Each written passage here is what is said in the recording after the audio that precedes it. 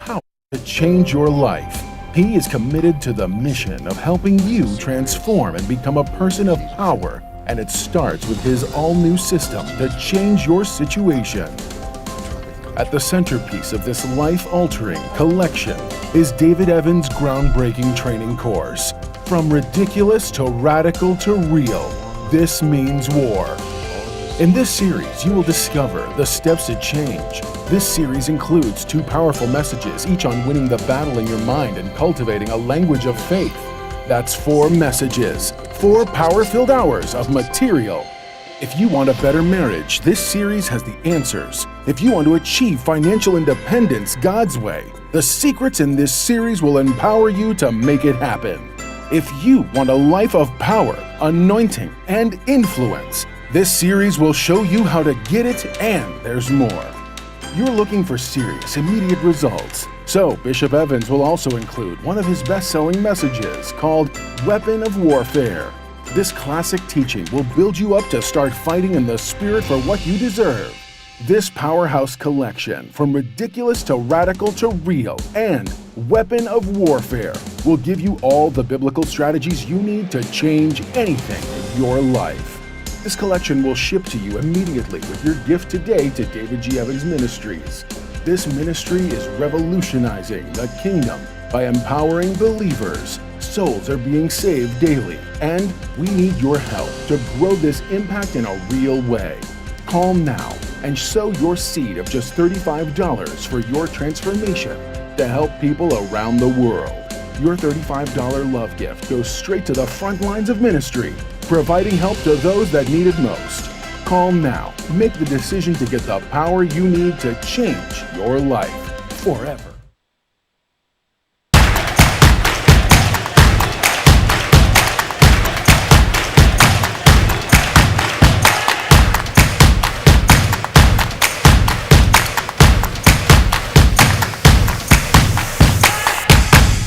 Well, praise the Lord, everybody. Welcome to OnPointe, the #1 Saturday morning Christian-based call-in talk show in America, live every Saturday morning from 9 a.m. to 10 a.m. on any smart device at David G. Evans, the #1, at David G. Evans 1. Any smart device, you can hear us and see us around the world. We invite you to join us as we have our discussions, always from a kingdom perspective. That means from faith.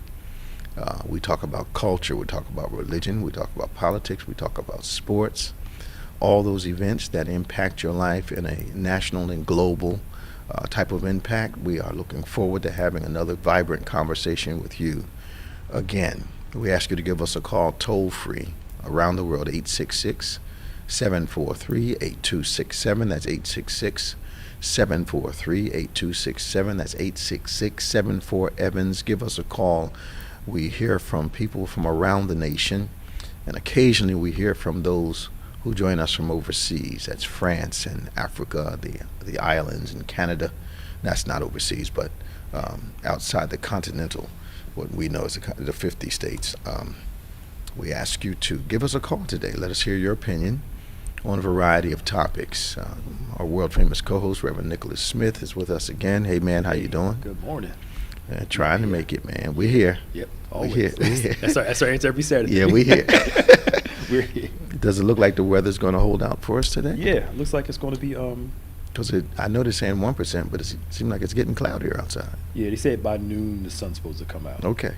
61 by then. Yeah. Okay. Well, got to preach a steady gospel from a rocky boat occasionally. Man. Just layer it up. And Just all, man. Just got the stuff on. Colin Powell passes away. Mm-hmm. We are getting, looks like, deserved respect from both sides. Mm-hmm. He was very clear on his positions and why he did not always have to agree with him, but he was never unclear. Yep. And to me, when he spoke, he was always logical and coming from a place of truth. Yep. So even when he was deceived by his own government as related to the missiles, Mm-hmm. he came out and said, basically, that ain't what they said to me. Yeah. You know, so I think they thought he was going to take the bullet for that one. Mm-hmm. But during that time, it showed me that no matter how valuable you are, depending on the situation, they'll make part of your reputation expendable. Absolutely. That's why I can never be in government, because everybody's expendable. Okay. I no longer need you. Okay. What's the guy that was alongside that was here that got in trouble? The politician. Oh yeah. You know what I'm talking I about. remember.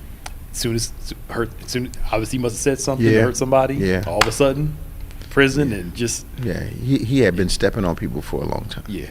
You know, I Yeah. think Wayne. Yeah. Wayne was either Brian. Brian. He was the second or third most powerful person Mm. in the state because he was the head of Treasury, Mm. and he controlled the purse strings for all the disbursements and everything. Mm. And he ran roughshod on some people, according to what people were saying. Yeah. And he went to jail. Mm-hmm. Yeah. Yeah. And what always amazed me about the list of people that he went to jail for, Mm. they had to leap over about 25 or 30 people to get Yep. to his name.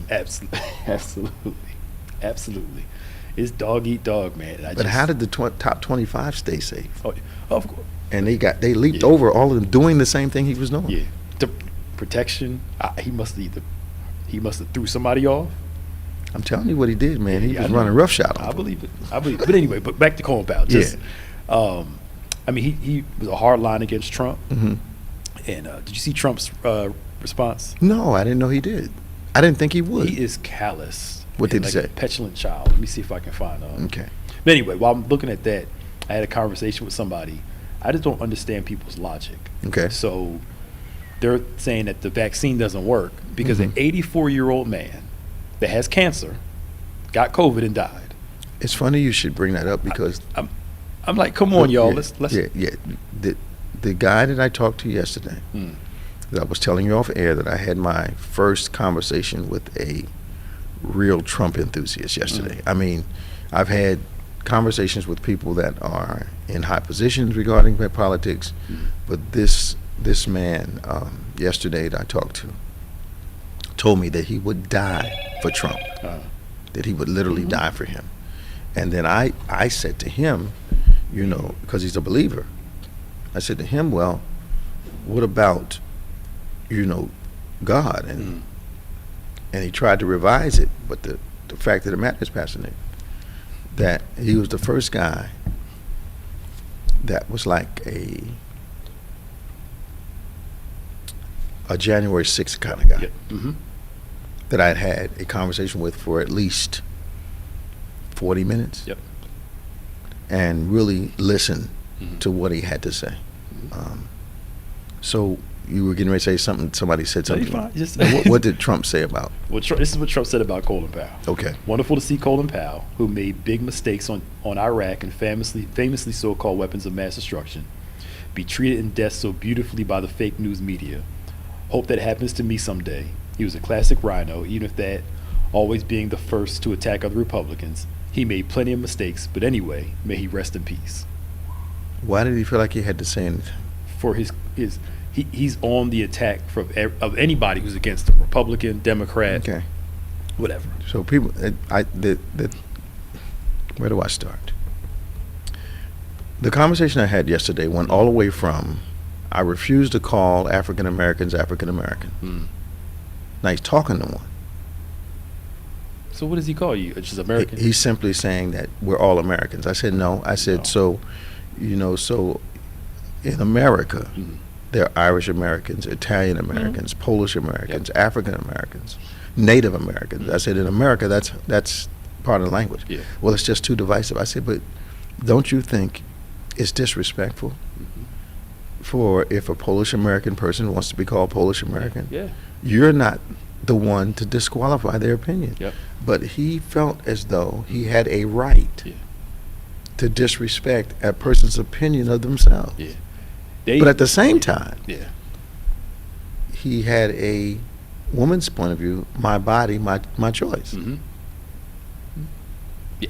That's the thing about them. They're so caught up in delusion. It's like they say those things like that are divisive, Okay. but yet they follow a president who's extremely Okay. divisive. Absolutely. I send you this clip of the Daily Show. Mhm. Yeah. The guy Jordan Klepper, he did a video with a bunch of Trump supporters. This guy, they got these slogans now, calling Kamala Harris some derogatory names and Okay, I didn't hear that. president stuff. Okay. They're wearing these T-shirts saying we need to be peaceful as a country, bring people back, and these T-shirts giving the middle finger to both President Biden and VP Harris, and literally saying we need to be united. They're dividing us while they're Something that really jumped out at me yesterday, because this stuff's dropping on me as we're talking about it. He tried to eliminate President Trump's time in office. He said, "You don't want me to start talking about Obama." He said, "And this administration presently has our country in trouble." So I'm like, Biden has been in office 10 months. Yep. Your guy was in office 4 years. The problems of the 4 years would not be solved in the 10 months. Yep. So these are not Biden's issues he's dealing with. But what I saw was this commitment to, I remember years ago, Pastor Nick, counseling one of our members. And the individual was so far off on their point of view. I mean, it was just way off. So when you have those counseling situations like that, you're trying to preserve the validity of the emotion. Yes. Well, at the same time, directing perhaps some additional thinking and wisdom. So it got to the point where this person said, if it's not true, why do I feel so strongly about it? Yeah. And this was years ago. And that's when I got a strong emotion does not validate a point of view. Absolutely. But I was talking to this guy yesterday, and he was so strong in how he felt that everything that came out of his mouth was correct. Yeah. Yep. And I had to slowly but surely just bring down what he was saying. Absolutely. We got, he's not a vaccine guy. Yeah. So I'm like, well, wait a minute. You're going to have to keep your distance. He said, I've always been social distance. I believe in social distance. Blah, blah, blah. He said, but I don't know. I don't know what's in it. So I asked him how old he was. He told me. I said, so exactly how many vaccines did you take that you didn't know what was in them? Yep. He said, but they didn't rush to do them. I said, you don't know they that. don't know that. That's the thing. You don't know that. Yeah. And I remember polio. When it hit, they went light speed to try to find with the technology that they had, which they don't have now. Yep. And I said, what type of soda do you drink? He started laughing. I said, so you're not making any sense. Yeah. You don't know what's in it? Yeah. Yeah. It's amazing how I'd much rather somebody say, you know what, this is just what I want to do. Absolutely. Rather than make I it can a bunch of respect that. illogical. I can respect that. I can respect that more. Yeah. Just tell me this is what I want to do. I want to do what I want to do.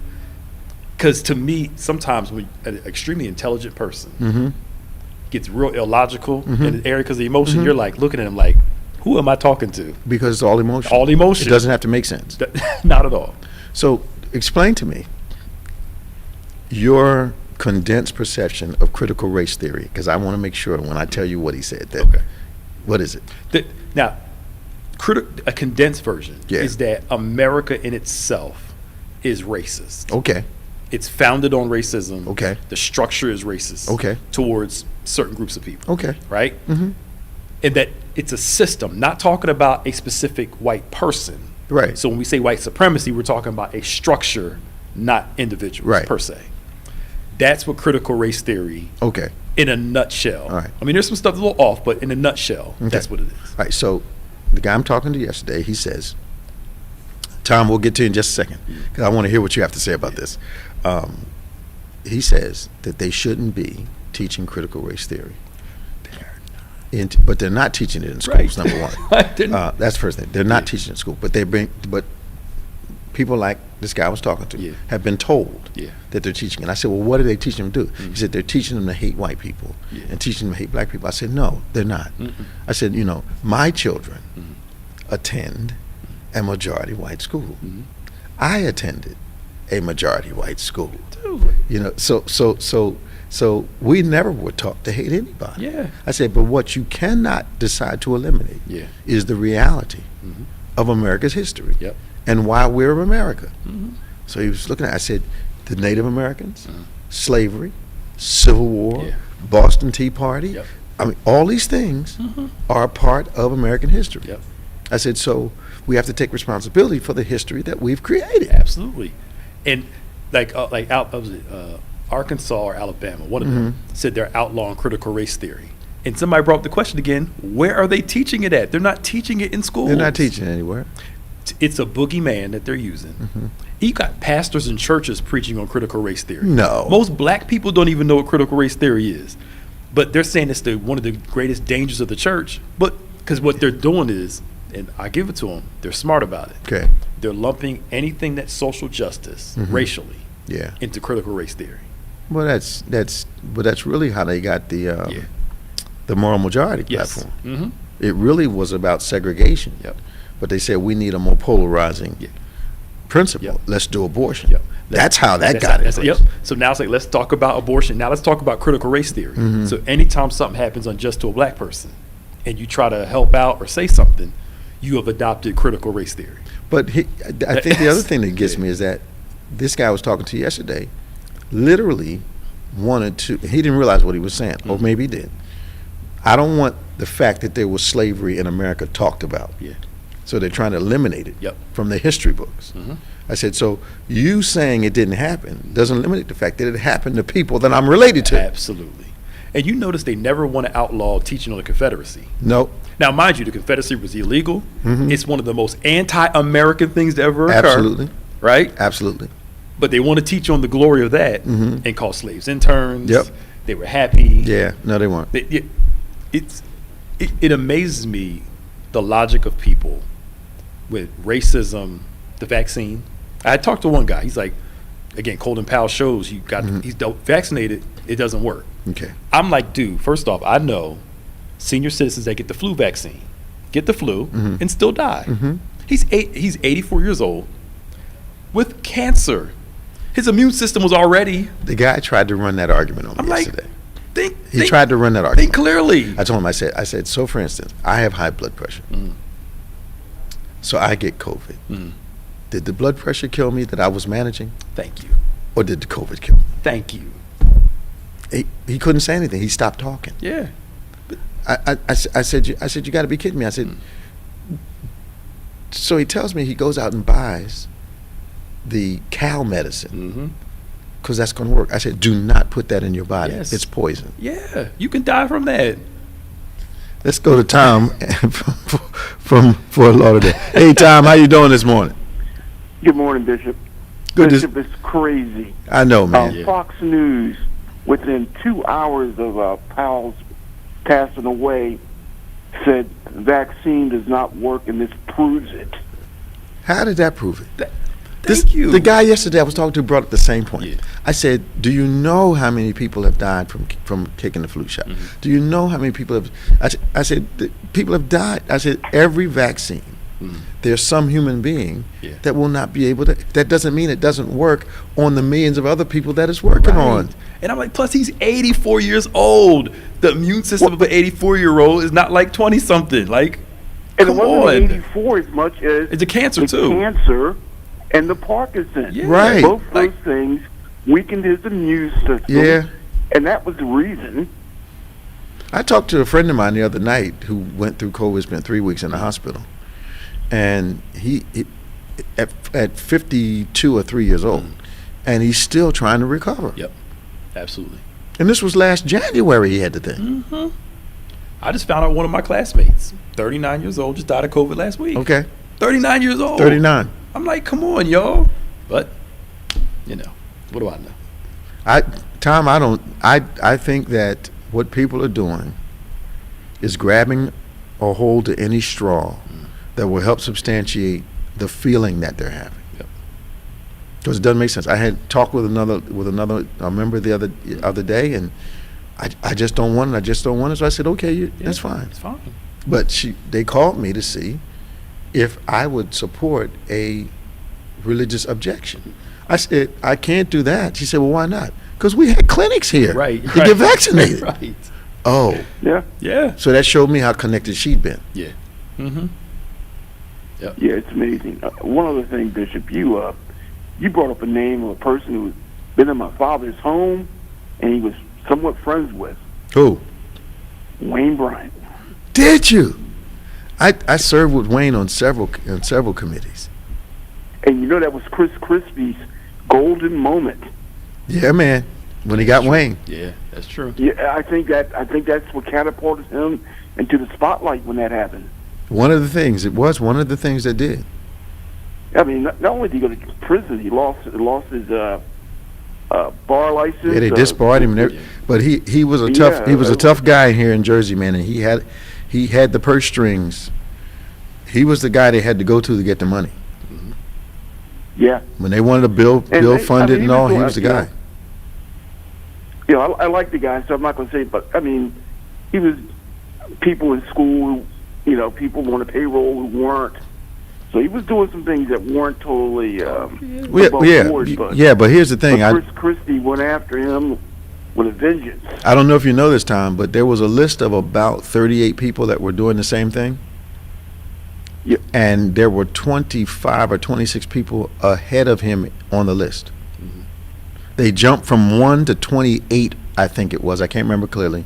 To get to him, they had to jump over 27 people who were doing the same thing he was doing. Yeah, you know what? He was a big dog. He was the popular one. I think that's the reason. Yeah, he was popular, but he also was. They didn't like having to come to him to get the money. Yeah. Yeah. Well, he can be a little arrogant. Oh man, he was over the top. I saw him a couple years ago. He's over that. He calmed now. He calmed down behind the scenes, from what I see, sitting back. Yeah, he was an aggressive politician. Yeah. Yeah. You know, it took him a while to get there.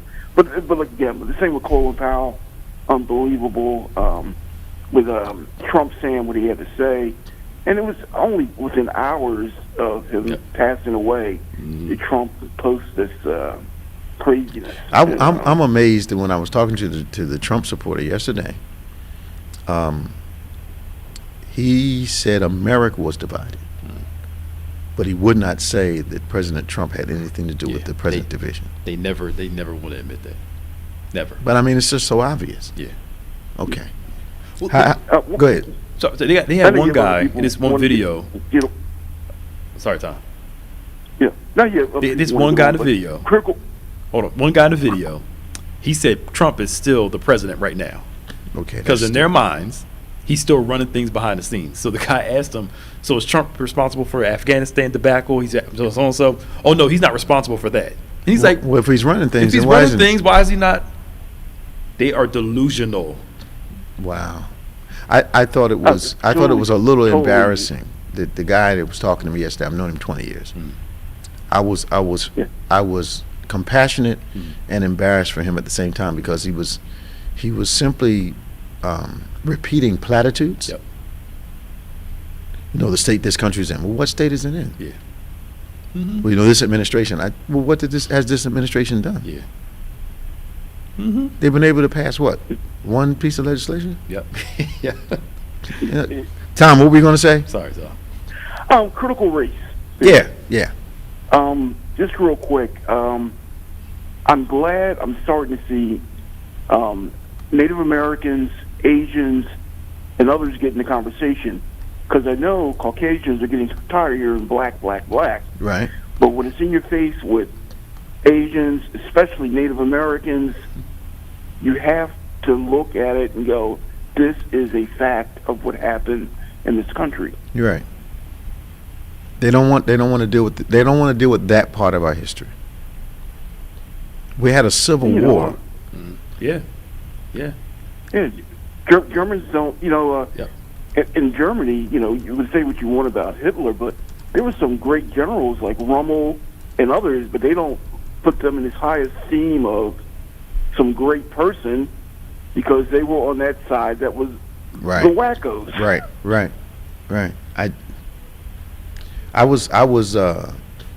I got a chance to listen firsthand to a person who told me they would die for I can't remember Trump's first name. Donald. That he would die for Donald Trump. Yeah, I'd never heard anybody up in close and personal within 6 feet of me talking like that. Yep. Did that person realize Donald would not die for him? No, they didn't. He didn't talk about that. Not at all. Talk about that at all. He don't care not one bit. But I believe the guy I know yesterday that I talked to is embraced by the thought that there is a half a nation against him. Yep. He's embraced by the conspiracy.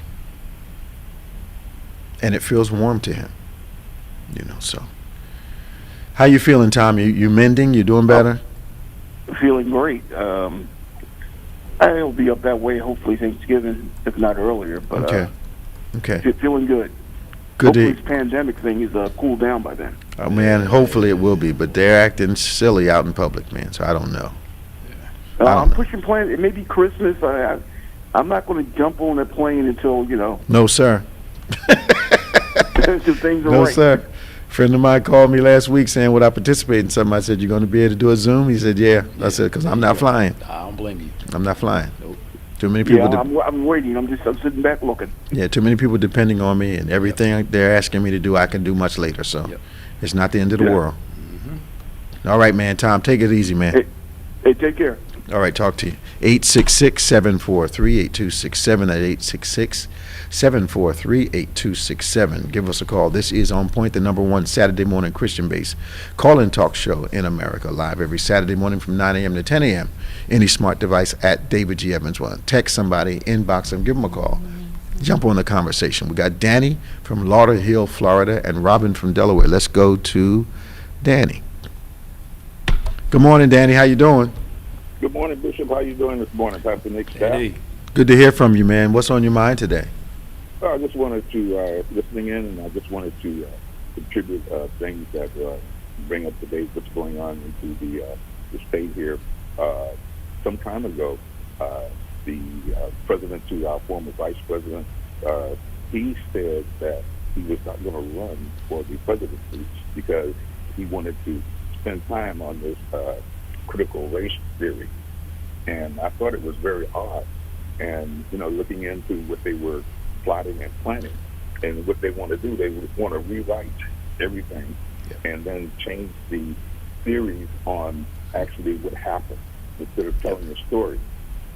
And I noticed that and asking some of my coworkers and some of the younger people, what do they know about our history as a race of people being black and what have you, slavery and what have you. Mm-hmm. But it was a different story from what I was taught in school. And I don't know, how you feel about it or if you have taken any questions from anyone. So I asked them some questions, and very little that was taught in school as to what's what. So they wanted to change the whole prospect of saying that nothing was wrong, that if anything, they was like a business, and that people that were in that type of business, they lost money. So they're the ones that need to be compensated and what have you. They've been doing that for a while in Texas with the whole changing the word slaves to intern. Yeah. They're trying to Interns. Interns, yes. They almost like they got these Africans got on this boat and traveled to a better country. Yeah. Well, interns means you could walk away from the job whenever you wanted to. Exactly. So they're You don't send police after interns. I know. And You don't hunt interns with dogs. Exactly. Okay, I just want to make sure. They're trying to reshape that narrative. Okay. And the other thing is a lot of people don't realize those slaveholders got reparations Yes. after slavery was ended. They got paid. Y'all going to lose X amount of money. Let's give y'all some money back for what y'all going to lose once the slavery's over. Because they were losing property. Because they were. Matter of fact, that word chattel was still in lending documents. 20 years ago? That word chattel is collateral. Yep. Was still used in lending documents. I know because that was my business. Okay. And to help you understand, what I know a lot of history of South Florida and what have you, if you ask anyone what happened in the development, the settlement of South Florida, how did it happen, and what have you. And a lot of people don't know. They think that it's the new generation of people that came in that they all of a sudden changed everything and that it was here. But in actuality, it was slaves that came from the South, which is Georgia, Alabama, Mississippi, that escaped and what have you. And they were so adapted to the conditions and what have you, they were able to survive in Florida and they developed it. Also, there was also slaves that came in from the Caribbean islands that actually settled here. Okay. They settled on the beach and what have you. My grandmother and some of her friends and family, when they came in and settled, it was nothing here. But when people came from up north, they saw the weather, they saw how good it was, so they forced them off of the beach into inland. Now, their history, they were fishermen because they came from the island. Okay. So they knew all about fishing. But then they were forced to learn agriculture.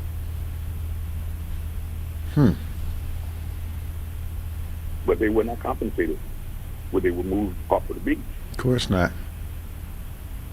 I think Pastor Nick brought up a situation where a family was about to be compensated for their beach property. Oh, yeah, they're giving them their beach property back in California. Okay. Yeah, because they took it years ago. Could you imagine how much? I don't want to. I look at both ways. Okay. Part of African American money situation for most majority of African Americans is because we buy stuff that we Buy what we want, pay for what we need. Yeah. But Okay. Another big part, all the redlining and stopping black families from having housing and be able to pass it to their children. Could you imagine how much money the black nation would have, culture would have, if Tulsa was never burned down? And there was more than Tulsa wasn't Tulsa the wasn't the only one. The beach situation, if there wasn't redlining, if a lot of our grandparents, great parents could own homes and pass them down, so we could be used to that dynamic. Yeah. I remember when I was, I think I was in AVP at that point. And no, I was, in AVP at that point. And I was managing all of the branches from Newark down to Atlantic City for this bank and commercial lending side. And I witnessed redlining and spoke up about it in an executive board meeting because I saw the differences in the way lending principles were applied to outside of Trenton versus inside of Trenton.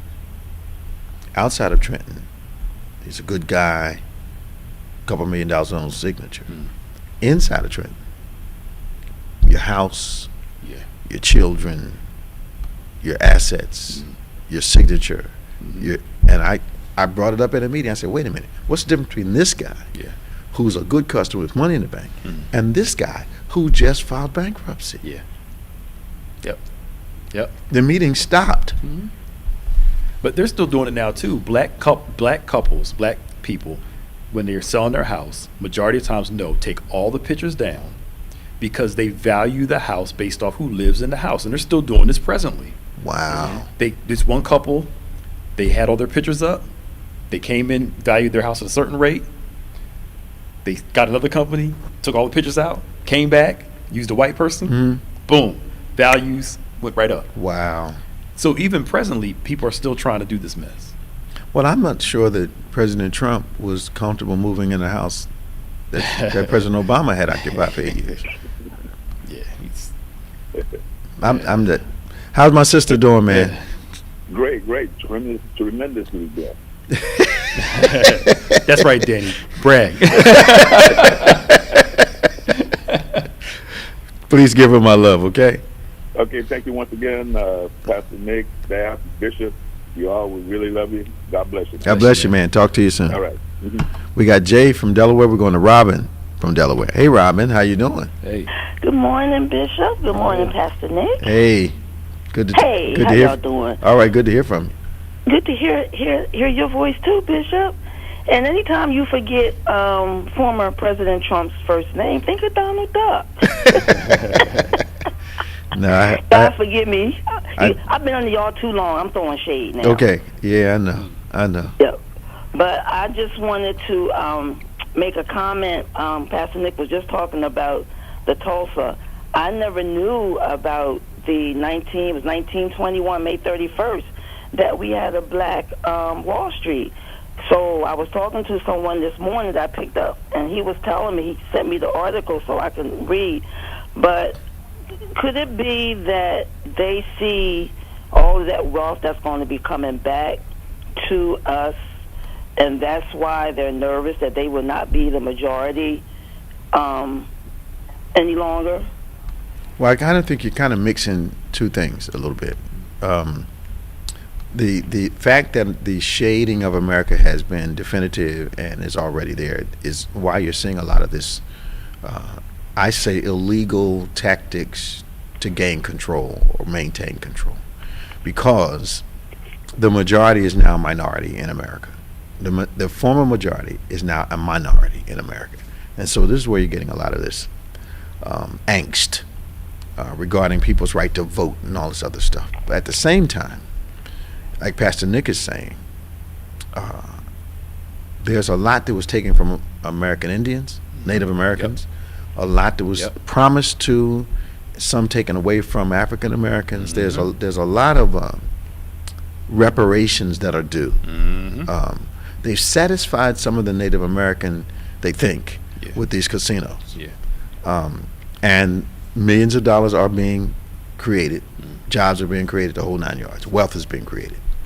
But African Americans, of course, are slow behind this thing. And I'm not sure if it's, part of it is agenda and systematic. The other part is I'm not sure we're pursuing it like we should. It's not in our DNA as much. It's not ingrained in us when we're young. Okay. I learned something a couple years ago. Okay. It's as simple as this, to know if they broke the economic side of African Americans, it would be hard. Okay. The watermelon trope, for those that don't know about black people love watermelons, was actually a racist thing. So after slavery, in a certain part of the country, former black slaves were selling watermelon. Okay. Because they knew how to work the field and stuff like that. So a lot of blacks and whites were going to these black people to buy watermelon. It was building up their income. Okay. So somebody got the idea, hey, we don't want these black people to keep making money.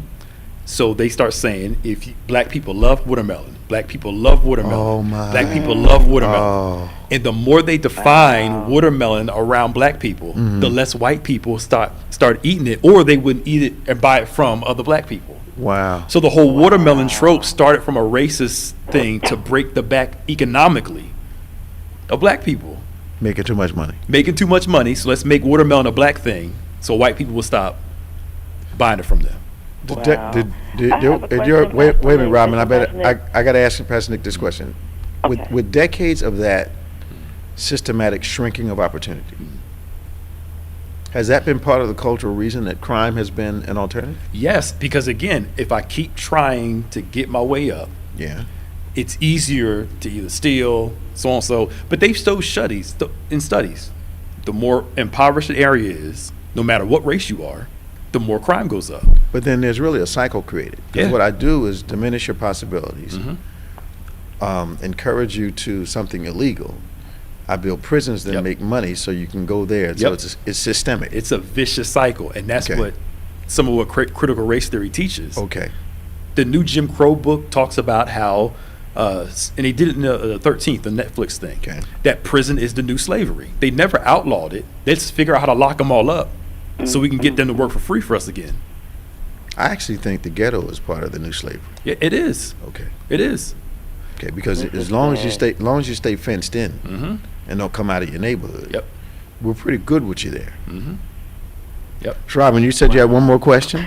Yeah, you was talking about like the Native Indians. Okay, my great-great-great-grandfather was full Cherokee Indian. Now, is there like just a small percentage of, I guess, me being part Native, or how does that work? No, there's a great deal of our population, as you don't know, but you're about to find out. I have Cherokee, Blackfoot, and Apache blood in my family. What? Yeah, and my as I understand it, my grandmother, the one that lived to be 100, was part Cherokee. Wow. But there was a great coming together of freed slaves, escaped slaves, and Native Americans, and that's why you have all this cross-pollination. Wow. And Bishop, definitely you don't want to fly I'm getting off. I picked up a flight attendant, and she was telling me some things that happened on the plane. Yeah. One person, he's banned 7 years from flying. He don't Okay. go fly this for 7 years. He did something regarding to her because she kept trying to get him to put the mask on. Mm-hmm. Another passenger spit on her. And she said she's so glad that it went on her scarf because she thinks she would have lost her job because she would have beat her down. These people are crazy. $15,000 They are nuts on there. fine. 7 years can't fly. And he had to find a way from Florida back to Philly. Because he couldn't fly. Yep. They are acting up on these planes. Why? For real. Trying Yeah, to not so wear a mask. I don't blame trying you to for make a not flying. statement. So, but I'm done, and y'all have a blessed day. Love you guys. All right, talk to you. Soon. They doing what on planes, man? They're like not wearing their masks like they're supposed to. I think it's like they're trying to make a statement about something. But On the plane? on the plane, yeah, and you got videos of people, and they're taping these people down. If they act unruly, the passengers and the people working will tie them down and make them fly back tied up.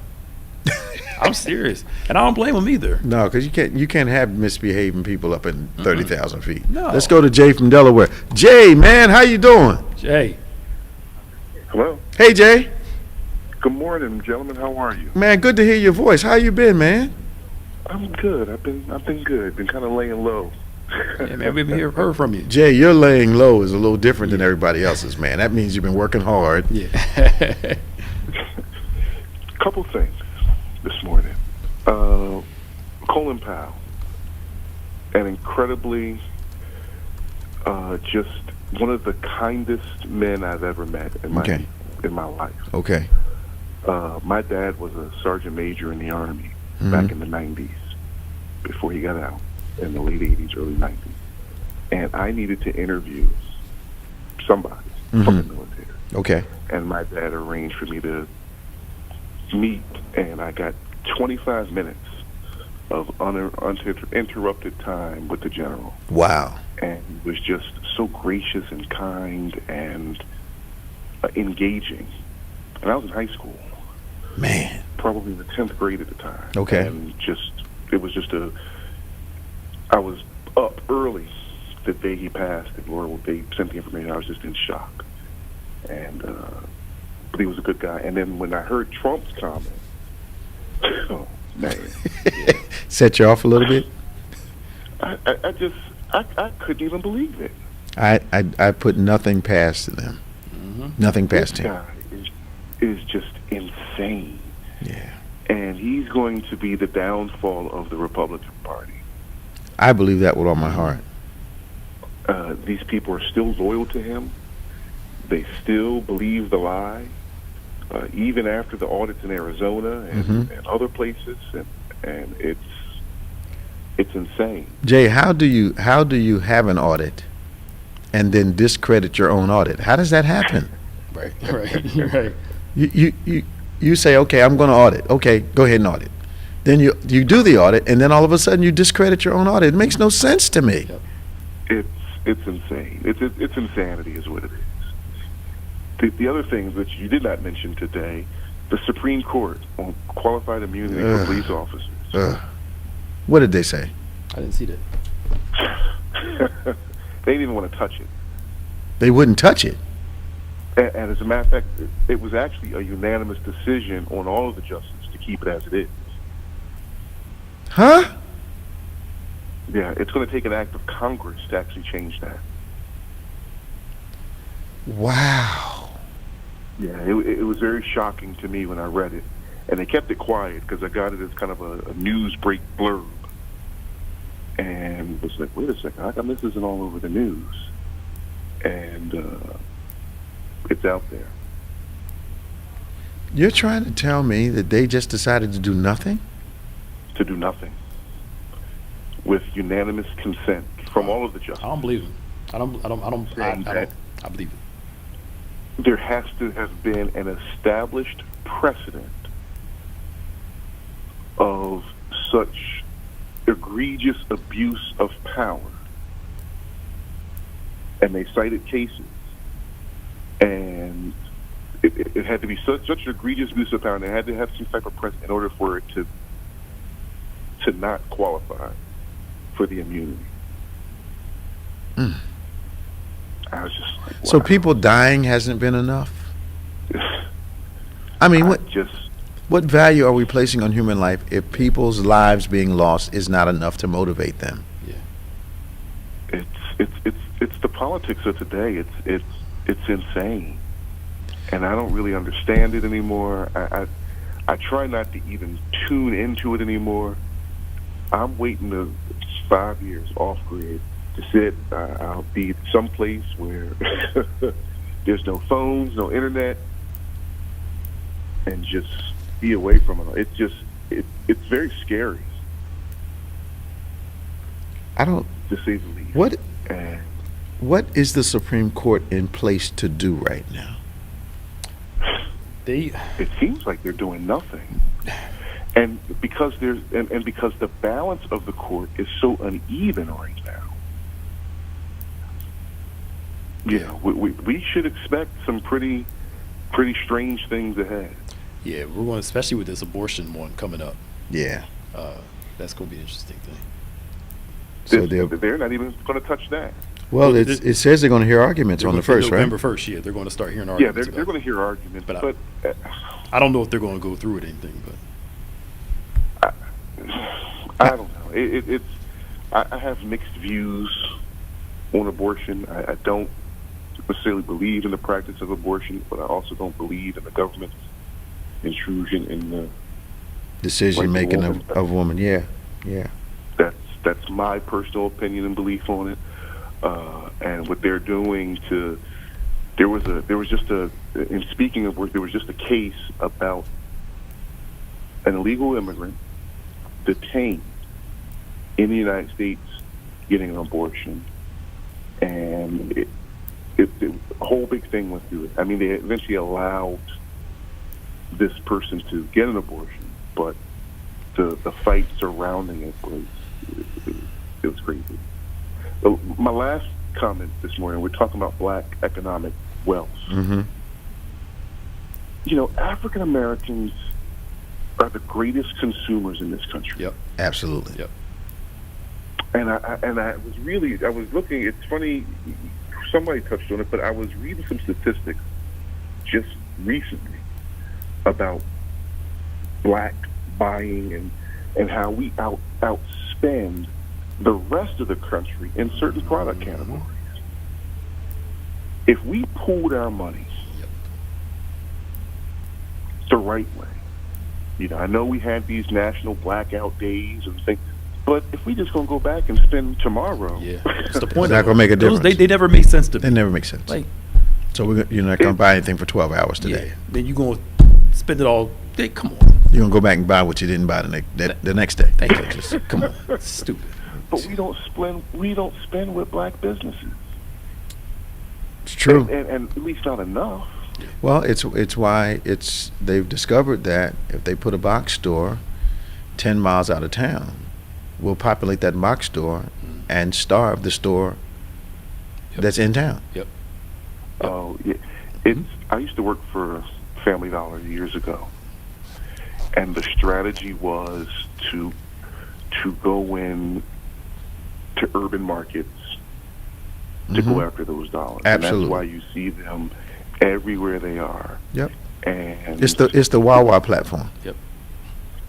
Convenience. It's crazy because we had a store in Camden, probably the busiest store in the Philadelphia market. Mm-hmm. And we put a store. That store just they would shop out of boxes. They wouldn't even give them enough time to put the stuff on the floor. And we put a store 1 mile down the street to try to alleviate some of that, and it was just crazy. Yeah. But because they've gone after that urban dollar, that's why their position is so strong. That's why Dollar Tree bought them to enhance their market share. We could enhance their market share, certainly, but we could do the same thing. Yeah. Absolutely. Because they're buying these products from China. That's where it all comes from. And I remember when we used to get the reports, and I used to see what we used to pay for some of the products that used to come in. It's like, man, they're killing it, and we're falling for it. Yeah. Yeah. And that's Sorry, go ahead, Jay. Let me put some black advertising and say, hey, we're for you. Put some black people in pictures, and we fall for it. Yeah. That's systemic too. I hate the fact that they sell us computers, but they always have people dancing, even during the computer commercials. It bugs me, man. Yeah, it does. Like a minstrel show. Oh, come on, man. But that's systemic too. They said the worst thing that happened to the black dollar is when segregation was broken. Okay. The reason why is not because segregation needed to be broken, was because a lot of blacks during that time were so used to buying from black people, and now they could finally buy from white culture. That's right. Mm-hmm. And they assumed that because whites made it, it was better. Yeah. So, and people still live by that. If it's white, it's better. We don't say it, But we conduct but we conduct ourselves like that. Thank you, Jay, man. Martin Luther King said something that I think about all the time, and he said, I've integrated my people into a burning house. Mm-hmm. That's what he And said. what he was talking about was the economic portion of that whole the movement. Then it was about the economics. Yeah. And he realized, wait a minute, I'm getting what I want for the social aspect, but we didn't come up with an economic plan. Sure. And Sure. look at that. All right, man. We got to go here. Yes, sir. Good to hear from you, man. Good day. Stay strong. Yes, sir. Bye-bye. I think our last caller of the day is going to be Isla, I believe, from Melville, Indiana. I want to remind you that we have service today at 11:30 here on our campus in Lindenwold, New Jersey, 1115 Gibbsboro Road. Tomorrow, all day long, be with us. You can be with us 8 a.m., 9:45, 11 a.m., and 6 p.m. for 10 Times Better Women. Our church anniversary is tomorrow. Yes, sir. We will give our first fruits offering during the service times tomorrow, all day long into Monday or Tuesday or the other day of the week. But tomorrow is our official celebration day. 54 years as a ministry. I want you to join us. As always, send your prayer requests to social@gotobethany.com. Subscribe to David G. Evans 1 and BBC of NJ on YouTube. And subscribe to our DGEMS, DGEMS, on OnPointe platforms. We'd love to have some time with you. Let's go to Isla, I believe. Hi, Isla. Hi. How are you? It's thrilling to be able to actually speak with you, Bishop, and Pastor Nick. But my question is this. I heard the other caller. Why is it, do you think Biden won't just go on and expand the court? He certainly can do that. Why doesn't he? I think I believe, I don't know this to be a fact, but I believe based on the things that I've seen, he is trying not to start a precedent of expanding the court every time somebody comes in. I think he's going to try to work with the court that he has.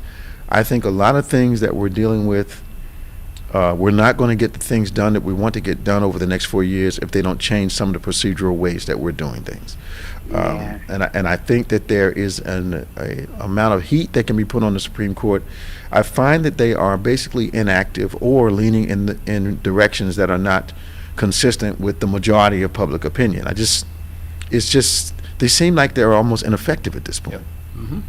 So I think that's it. I think it's precedent. I don't have any hard facts for that, Isla, but I believe it's precedent, not wanting to set a precedent. Okay, I don't like the way the court looks. Let me change the way the court is, because that'll start. There'll be 30, 60 people large after a while, and you need that small number to actually get things done. Okay. Tell me about Melville, Indiana. Yeah. We're right out. We're like 2 minutes from Gary, the home of the Jacksons. Right. Right. But it's great to talk to you guys this morning. Thank you so much. Good talking to you.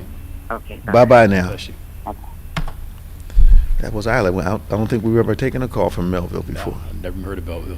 Yeah, near Gary, so I know that's very famous and a community in transition. And I don't think that's too far from East Chicago, Indiana, which is, that name always kind of threw me off. East Chicago, Indiana. Yeah, I know, right? It's right across the big bridge from Chicago, but they call it East Chicago, but it is in Indiana. Yeah. So kind of different. So we're so glad you joined us today. We've had a great conversation regarding so many things that are relevant to your life. I really want to see if we can talk about this agreement with the NFL next time. Yeah. And its retired players. Yeah. And we did not finish up on Gruden. So we need to talk about that too. Look, y'all, hang out with us tomorrow. Great day for our church, 54 years of ministry, our church anniversary. We'll be on all day, 8 a.m., 9:45, 11, and 6. You don't want to miss one moment tomorrow. And invite somebody to join us all day as we celebrate 54 years of God doing great things through our ministry. Now, for Pastor Nicholas Smith, I'm Bishop David G. Evans. I'll see you at 11:30 here on our campus for our outdoor encounter. Looking forward to spending time in the Word and worship with you. Now remember, faith acts like a thing is so, even when it's not so, that it might be so. God bless you, and we'll see you next time on OnPointe.